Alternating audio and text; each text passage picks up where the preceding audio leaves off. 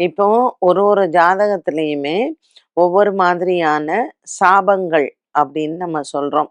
So ஒரு சங்கல்பம் பண்றச்சே கூட நீங்க வந்து பார்த்தீங்கன்னா, எல்லா சாபங்களையும் சொல்லுவா.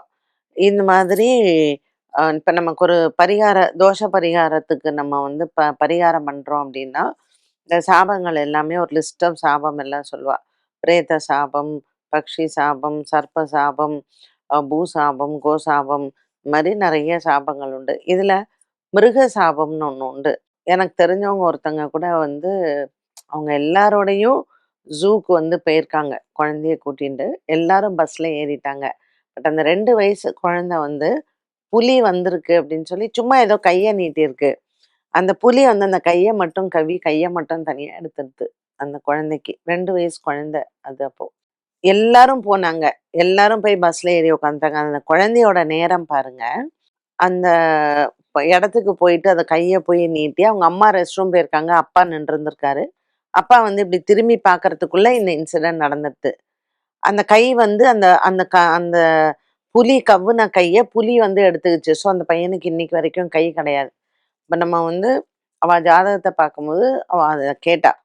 அதுக்கு வந்து மிருக சாபம்னு பேரு. ஸோ, இதெல்லாம் வந்து எப்படின்னு கேட்டீங்கன்னா, சில பேருக்கு அவளுடைய பூர்வ ஜென்ம கர்மாலயோ, அல்லது அவங்களுடைய பரம்பரையிலயோ, ஒரு வேடுவனாக இருந்து, பட்சிகளோ, மிருகங்களோ இதெல்லாம் சபிச்சிருந்தால், அந்த வம்சத்திற்கு, அந்த குழந்தைங்களுக்கு ஒரு நாய் கடிச்சு செத்து போறது, இல்ல நீங்க வந்து பார்த்தீங்கன்னா, காட்டுல எல்லாம் வந்து ஒரு சிறுத்தை வந்து குழந்தைய தூக்கின்னு போயிடுது அப்படிலாம் நம்ம நியூஸ்ல பார்க்குறோம்.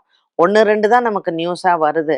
பட் எத்தனை இடங்கள்ல ஒரு மலைவாசிகள் வசிக்கிற இடத்துல எல்லாம் சிறுத்தைகள் குழந்தைங்கள தூக்கின்னு போறது, இல்லைன்னா இந்த மாதிரி கரடி வந்து கடிக்கிறது, இந்த மாதிரி நெறைய சம்பவங்கள் நம்ம கேட்குறோம் இல்லையா?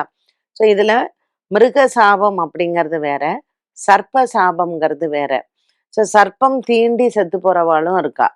ஸோ இந்த சர்ப்பத்தினால் அவாளுக்கு மரணம் ஏற்படணும். ஒரு மிருகத்தினால் அவாளுக்கு மரணம் ஏற்படணும்.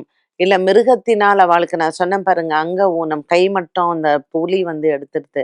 இப்போ நம்ம சமீபத்தில பார்த்தோம். திருச்செந்தூர்ல அந்த பாகன வந்து யானை வந்து தூக்கி போட்டுருது அப்படின்னு சொல்லிட்டு. ஸோ இது எல்லாமே மிருக சாபம்னு பேரு. இந்த மிருக சாபங்கள் ஒரு சில குடும்பங்கள்லயே இருக்கும். குடும்பங்கள்ல இருக்கும் பொழுது அந்த வாரிசுகள் அந்த மிருகத்தினால் அவளுக்கு மரணம் ஏற்படணும் அப்படிங்கிறது அவளுடைய கர்ம பலன் அது.